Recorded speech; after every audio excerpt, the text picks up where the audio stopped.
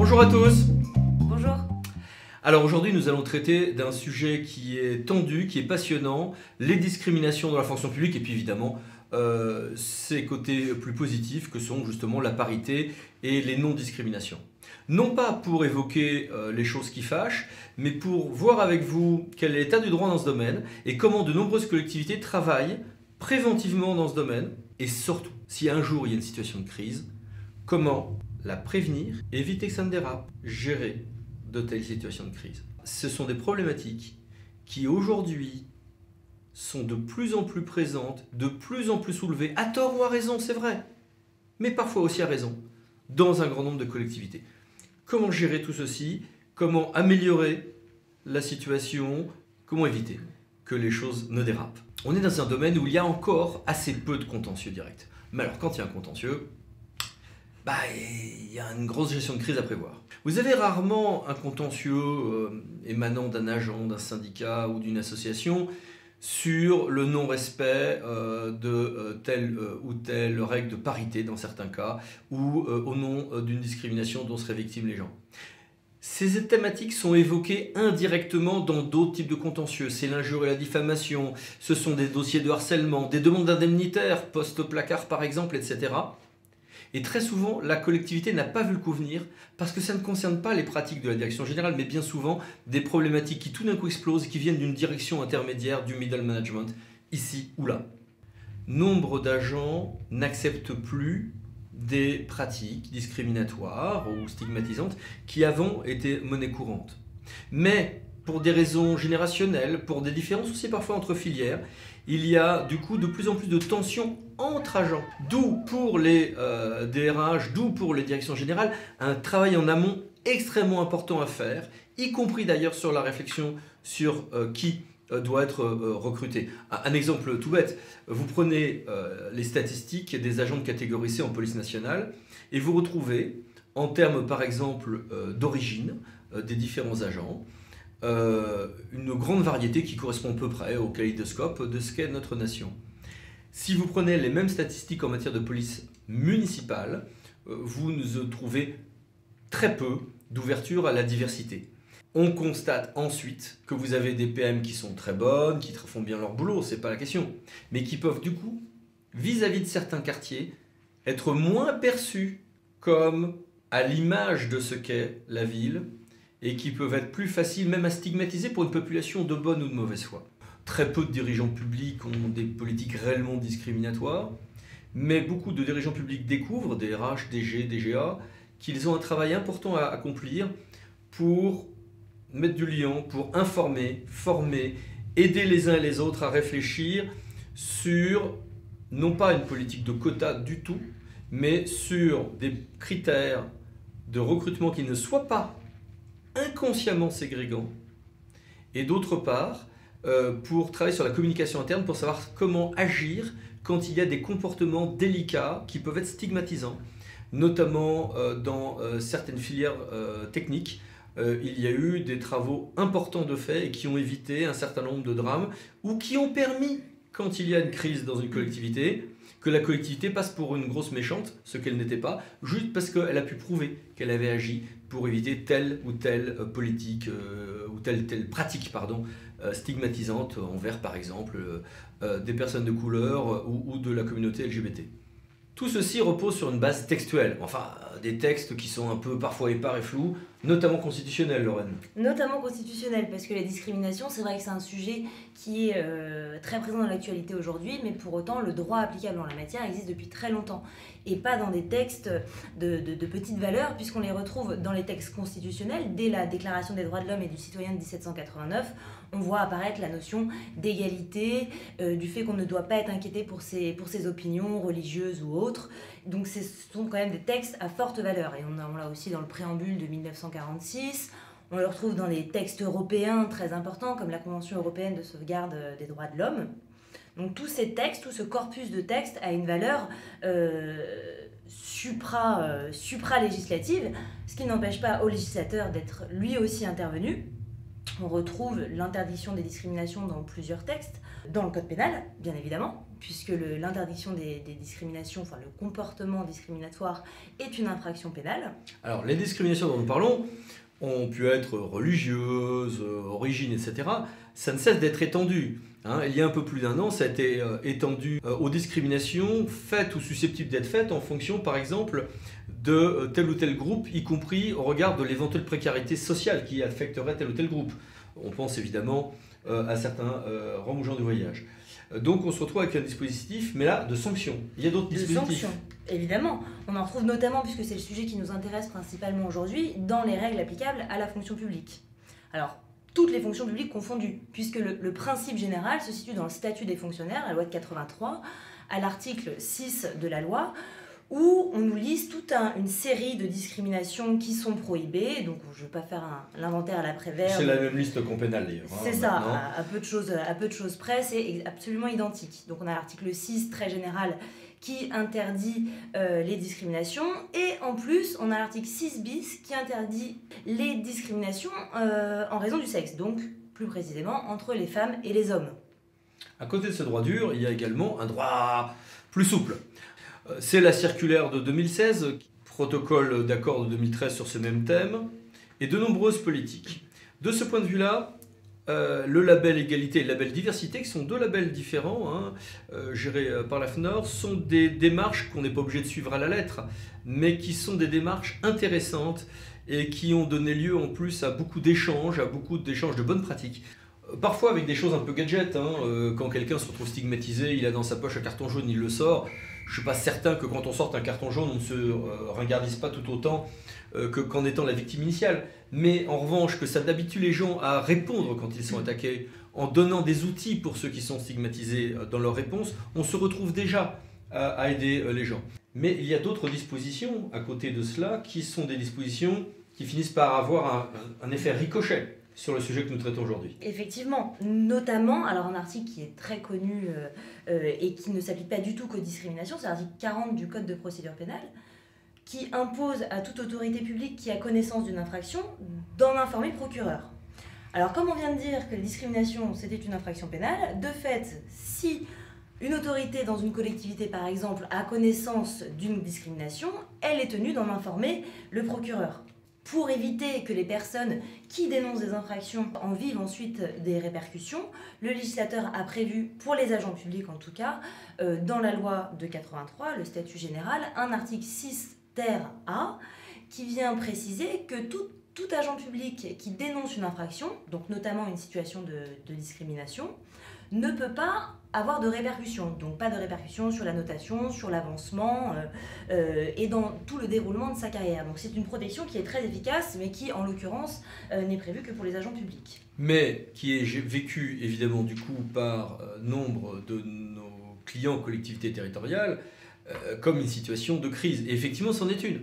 D'où l'importance, j'insiste, d'avoir bien travaillé sur des dispositifs pour que ce genre d'informations puisse passer en amont, comme étant une suite de petites suggestions, de préconisations pour améliorer les choses, sans que ça aboutisse à des situations catastrophiques. Parce que quand on en vient à protéger un lanceur d'alerte, nécessairement, c'est que la situation est en crise, que la collectivité va devoir très probablement, au moins symboliquement, trancher entre deux cadres et en général entre deux cadres de niveau hiérarchique différents et donc se retrouver elle-même, la collectivité, prise à partie. Des démarches très intéressantes ont été développées par de nombreuses collectivités pour que ce genre d'informations passe avant qu'on en vienne à se dire qu'il faut protéger les lanceurs d'alerte. Mais à ceci s'ajoute le fait que la Cour européenne des droits de l'homme a sanctionné la France lorsque des gens qui étaient des lanceurs d'alerte, mais même des élus, même au sens très large de l'expression lanceur d'alerte, étaient sanctionnés au titre de la diffamation par exemple, la France a pu être condamnée quand la sanction pénale de la diffamation pouvait sembler avoir pour conséquence de trop empêcher des lanceurs d'alerte de lancer des alertes, y compris des agents ou des élus, ou dans le cas de l'affaire Maurice, même des avocats. Donc on est bien aujourd'hui sur des dispositifs qui indirectement vont conduire probablement à ce que plus d'accusations en matière de discrimination diverses et variées remontent à la surface. Ce qui nous conduit à un problème majeur, c'est comment démontre-t-on qu'il y a ou pas discrimination, Lorraine? Bien écoutez, c'est pas du tout évident, puisque forcément, la victime est dans une position où elle va avoir des difficultés pour établir matériellement qu'elle a été discriminée. Et inversement, l'employeur public se retrouve dans une grande difficulté pour prouver qu'il n'a pas discriminé. Alors comment on fait?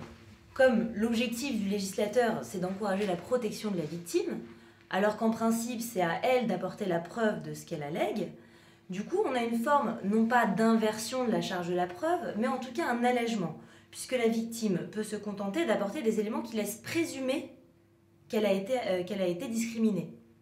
Donc c'est de simples éléments de présomption. Elle n'a pas besoin d'établir qu'avec certitude, elle a été victime d'une discrimination. Et c'est ensuite à l'employeur de démontrer que les éléments, les présomptions avancées étaient en réalité fondés sur des éléments objectifs et non pas sur une discrimination. La mauvaise nouvelle, c'est que pour l'employeur public, c'est que donc il y a plus de risques aujourd'hui qu'hier d'avoir des affaires de discrimination et qui, encore une fois, j'insiste, dans presque tous les dossiers qu'on a, n'apparaissent pas en mettant en cause les pratiques de la direction générale ou de la DRH, mais des pratiques de middle management qui donc tombent sur la tête sur la direction générale ou la DRH qui découvre le problème en fait, en même temps qu'il explose. Mais la bonne nouvelle, c'est qu'en n'ayant non pas fait une inversion de la charge de la preuve, ce qui était la réflexe naturelle du juge, notamment pénal, au profit des victimes, mais ce système de présomption, on n'est pas non plus en train de prouver qu'on n'a pas discriminé à l'aveugle. À charge comme pour la victime d'apporter des éléments de présomption. Du coup, quand vous êtes en défense, vous n'êtes pas en train de prouver tous azimuts que vous avez été parfait tout le temps. On a bien quelque chose à quoi répondre, qui sont les éléments de présomption. Mais ces éléments de présomption peuvent être très variés. Ah, c'est de toute forme, ça peut être, notamment d'ailleurs récemment en octobre 2017 je crois, le Conseil d'État a admis que des statistiques puissent être utilisées. Donc on peut aller devant le juge et dire, regardez par exemple, il n'y a que 5% de femmes qui ont été recrutées et 95% d'hommes. Donc le juge, face à une telle statistique, essaiera de regarder si elle est suffisamment probante ou non. Mais en tout cas, l'élément statistique peut être utilisé. Évidemment, après, il y a du droit classique qu'on connaît. On ne peut pas fonder des éléments de recrutement sur, par exemple, le caractère d'être étranger ou pas, sauf qu'en fonction publique, il y a des règles particulières en la matière. Pareil pour les croyances religieuses. Pareil pour les croyances religieuses. De façon générale, le droit de la fonction publique impose un principe d'égal accès aux emplois publics. Ça veut dire que quand on candidate sur un emploi public, les critères de recrutement ne peuvent être fondés que sur la capacité des candidats. Aucun élément étranger à la capacité des candidats ne peut intervenir. Donc si, lors d'un entretien de recrutement, on pose des questions par exemple sur la religion du candidat, le juge considérera, et c'est déjà arrivé, que le fait que le candidat ait été écarté était discriminant. Il y a également un principe d'égale rémunération. Mais en réalité, retenons que dans ces domaines-là, il y a des jurisprudences très intéressantes sur les congés maternité par exemple, mais globalement, la jurisprudence laisse quand même pas mal de marge de manœuvre aux collectivités. Oui, puisqu'il y a un principe de modulation individuelle qui peut être mis en place dans le régime notamment indemnitaire des agents publics. Pour autant, encore une fois, il faut que les différences de rémunération soient fondées sur des éléments objectifs. Et la jurisprudence que vous évoquiez est très intéressante puisqu'on considère que la personne qui part en congé maternité n'est pas en position de travail effectif, ce qui est un élément objectif, qui peut permettre de supprimer les primes liées à l'exercice effectif des fonctions. Et le juge, le Conseil d'État, a été amené à se prononcer sur ce régime indemnitaire et a considéré que ce n'était pas parfaitement légal, puisque ça reposait sur des critères objectifs. Il y a en revanche de nouvelles règles. Et ces nouvelles règles vont conduire à plus de transparence visible d'un certain nombre de collectivités dans ces domaines quant à leur politique, mais uniquement sur une discrimination la plus facile à identifier, c'est-à-dire celle qui portera atteinte à l'égalité femmes-hommes. Et oui, effectivement, il y a plusieurs textes qui ont été adoptés, notamment dans le Code général des collectivités territoriales, un article D2311-16 qui impose désormais, depuis 2015, de présenter annuellement, en même temps que le budget, un rapport sur la situation en matière d'égalité entre les femmes et les hommes.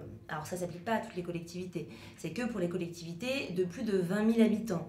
Mais tout de même, c'est un élément qui permet de contrôler et de vérifier sur cette thématique très précise de discrimination entre les femmes et les hommes que les collectivités essaient de limiter au maximum les discriminations susceptibles d'exister. Alors un grand nombre d'entre vous est en train de se dire « Oh zut, on ne le fait pas ». Bon, d'un autre côté, oui, il n'y a pas de sanction. Mais la sanction, elle peut très vite être politique et médiatique. Donc mieux vaut prendre le taureau par les cornes et faire un rapport, fut-il succinct, encore une fois, il n'y a pas d'obligation, de sanction à cette obligation, mais ignorer ce rapport peut entraîner une sanction qui ne sera effectivement pas juridique, mais qui médiatiquement peut être assez désagréable. Mais à côté de cela, il y a des choses plus visibles au stade des recrutements désormais. Oui, puisqu'il y a un principe pour les emplois de direction des collectivités d'égal accès. Alors, il faut nuancer, puisque quand on parle d'égal accès, ça ne porte que sur les nominations. C'est-à-dire que s'il y a un directeur qui est en poste et dont le poste est renouvelé, par exemple un contractuel dont le contrat serait renouvelé, c'est pas considéré comme une nomination, c'est que les nominations qui comptent.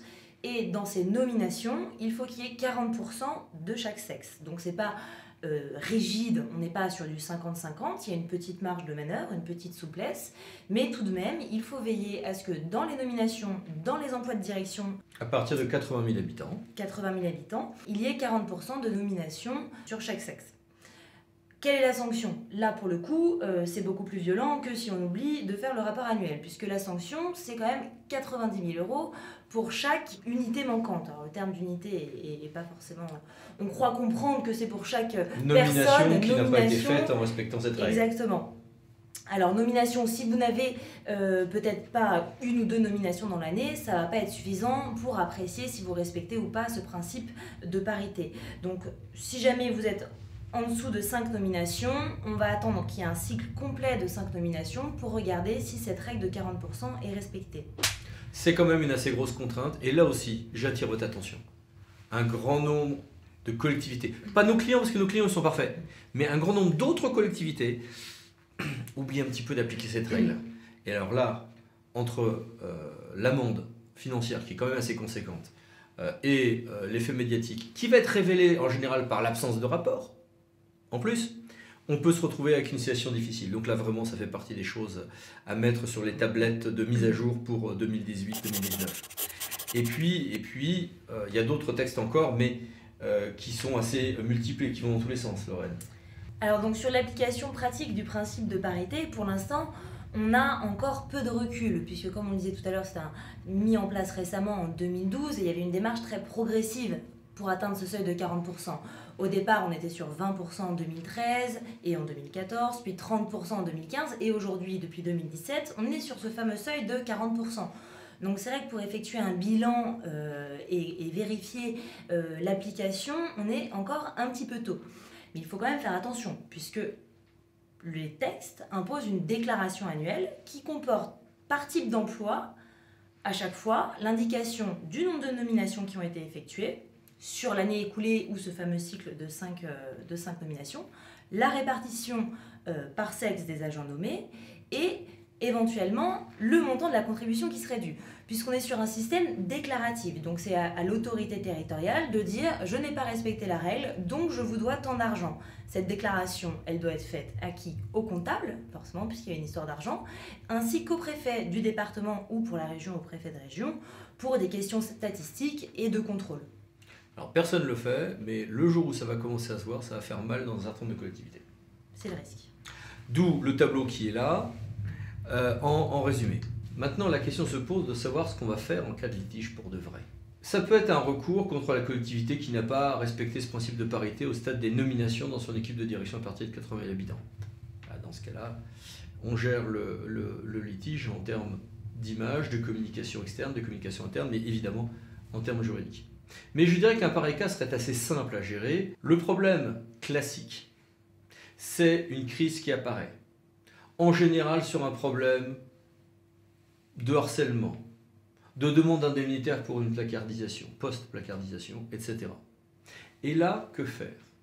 Parfois, vous vous retrouvez avec une collectivité qui découvre des pratiques alléguées, incertaines en son sein, venant de cadres intermédiaires, qu'il ne s'agit certainement pas de lâcher en public, mais pour lesquels on a quand même des doutes. Que faire? Ce qu'on a souvent vu, c'est des collectivités qui du coup soutiennent leur middle management parce que c'est le réflexe hiérarchique normal et qui se retrouvent après coup, qui vont par exemple accorder la protection fonctionnelle à ce middle management en défense et pas à celui qui se plaint, ce qui pose un vrai problème juridique et médiatique, qui vont se mettre dans un camp et pas de chance, on va découvrir au bout de 3 semaines que c'était pas le bon cheval.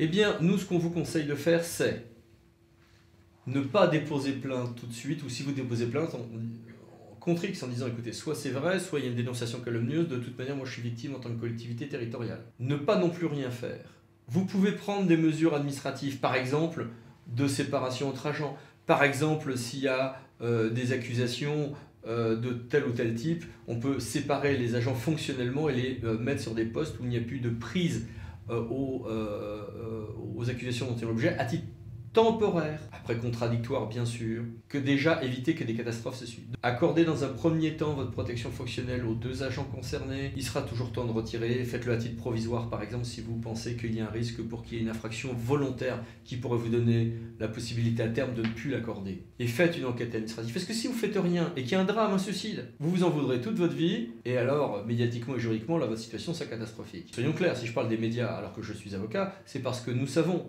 que quand il y a un contexte médiatique, le dossier juridiquement devient plus difficile.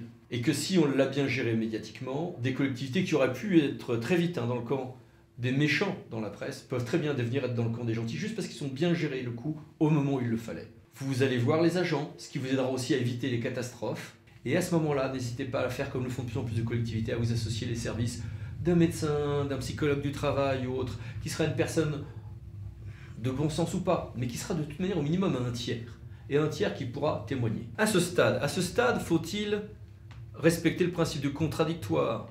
Les personnes concernées peuvent-ils demander à être vues avec leur avocat? En l'état de la jurisprudence, non, tant que vous dites bien que vous n'êtes pas en train de faire du disciplinaire, mais une commission interne, administrative, d'enquête, pour vérifier que tout va bien et qu'on prend les bonnes mesures provisoires.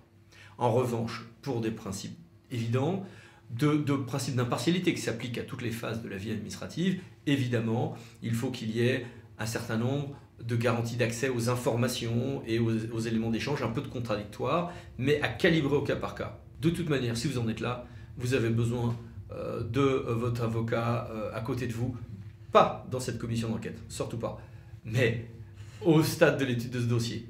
Et après, vous verrez bien comment vous allez gérer. Si la collectivité fait ça, elle va éviter peut-être des suicides, et se donner le temps et les moyens de conserver la tête froide.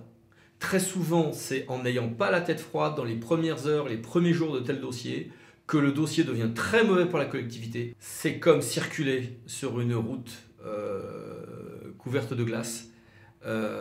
Tout se passe bien si on roule doucement et calmement. Si on commence à partir en vrille parce qu'on s'énerve, c'est irrattrapable. Ces politiques en matière de discrimination peuvent correspondre peut-être à un combat extrêmement profond en vous. Ou peut-être trouvez-vous qu'on en fait trop. Chacun son point de vue.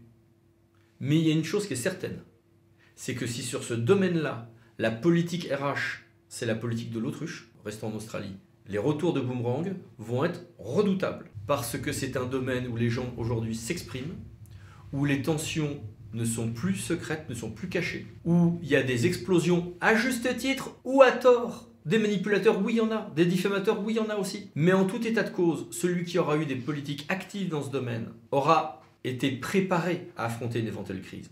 Celui qui aura joué la politique de l'autruche et qui aura une crise réelle ou fantasmée à gérer, lui sera dans une très mauvaise situation le jour où la crise arrivera. Voilà, donc vous avez plein de pain sur la planche. Merci, à bientôt. Au revoir. Merci, à bientôt.